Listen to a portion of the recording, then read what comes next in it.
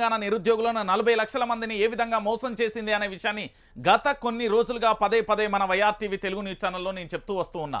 ఎందుకంటే కోచింగ్ సెంటర్ల పేరుతోని కొంతమంది రాజకీయం చేస్తూ ఉంటే విద్యార్థులను రెచ్చగొట్టి ఇందిరా పార్క్ కానీ ప్రగతి భవన్ కానీ ఇతరత్ర గతంలో ఏ విధంగా రెచ్చగొట్టి చేసిల్లో చూసినాం. కానీ ఈరోజు ఉద్యోగ అవకాశాలకు సంబంధించి ఏదైతే డిసెంబర్లో మెగా డిఎస్సీని ఏర్పాటు చేస్తాం, మెగా డిఎస్సీ ఏర్పాటు చేసిన తర్వాత ఖచ్చితంగా కూడా వాళ్ళకు ఉద్యోగ అవకాశ కల్పన చేస్తామని చెప్పిన ప్రభుత్వానికి సంబంధించి చేయలేని పరిస్థితి. విపక్షంలో ఉన్నప్పుడు ప్రతి దాన్ని కూడా బొంత పురుగును సైతం ముద్దాడిన కాంగ్రెస్ పార్టీ అధికారంలోకి వచ్చిన తర్వాత నువ్వెంత నీ లెక్కెంత అనే కాడికి వెళ్ళిపోయిందంటే ఒకసారి మీరే ఆలోచించాలి తెలంగాణ ప్రాంత బిడ్డలందరూ. దయచేసి ఈ తెలంగాణలో జరుగుతున్న నిరుద్యోగుల గోస మీద మనందరం కూడా హుక్కుపాదంతో కదలాల్సిన అవసరం ఉంది.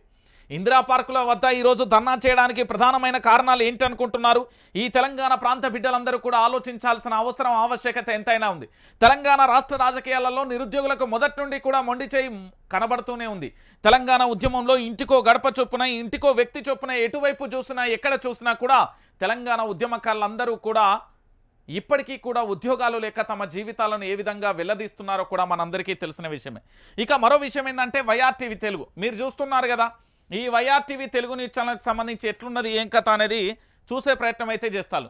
ఇప్పటి వరకు ఈ తెలంగాణలో జరుగుతున్న ప్రతి అంశాన్ని కూడా మేము ముందుంచే ప్రయత్నం చేసిన నేను మళ్ళీ చెప్తా ఉన్నా. బీఆర్ఎస్ గవర్నమెంట్లోనైనా కొన్ని ఉద్యోగాలు వచ్చాయేమో కానీ కాంగ్రెస్ గవర్నమెంట్లో ఉద్యోగాలు ఇవ్వడానికి కూడా ససేమిరా అంటున్నారు. పోనీ గత ప్రభుత్వం ఇచ్చిన 20,000 ఉద్యోగాలకు సంబంధించిన వాళ్లకు నియామక పత్రాలు అంటూ ఇచ్చిర్రు. వాళ్ళకి సంబంధించి పోస్టింగ్ అలాట్మెంట్ కూడా చేయని పరిస్థితి కనబడ్డది. అంటే ఈ తెలంగాణలో ఏం జరుగుతుంది అనేది ఒక్కసారి మనందరం ఆలోచించాలి. ఈ తెలంగాణలో జరుగుతున్న వాస్తవ పరిస్థితులు ఏంటి అనేది కూడా మనందరం ఆలోచించాలి. ఈరోజు నేను చెప్పేది అక్షరాల సత్యం. ఈ తెలంగాణలో మనందరం బ్రతకాలన్నా బ్రతికి బట్టగట్టాలన్నా వాస్తవాలను తెలంగాణ బిడ్డలందరూ కూడా తెలుసుకోవాలి. లేకపోతే రేపటి భవిష్యత్తులో జరగబోయే పరిణామాలు ఎట్లుంటాయి అనేది కూడా మీరు ఒక్కసారి ఆలోచించండి. ప్రతి గ్రామానికి, ప్రతి పల్లెకు, ప్రతి గడపకు, ప్రతి వాడకు వెళ్ళినప్పుడు మాట చెప్పిళ్ళు. ఏమని చెప్పిళ్ళు? గతంలో పిచ్చి కుక్కల ఓలే, నేను చెప్తున్నా కదా, పిచ్చి కుక్కల ఓలే మురిగిళ్ళు ఓ మేధావి వర్గానికి సంబంధించిన వ్యక్తులు. ఈరోజు అదే పిచ్చి కుక్కల లెక్క మురిగిన మేధావులంతా రేవంత్ రెడ్డి కాళ్ళ దగ్గర బానిసల్లా ఉన్నారు. ఇది వాస్తవం. ఎవడు అవునన్నా కాదన్నా ఇది నిజం.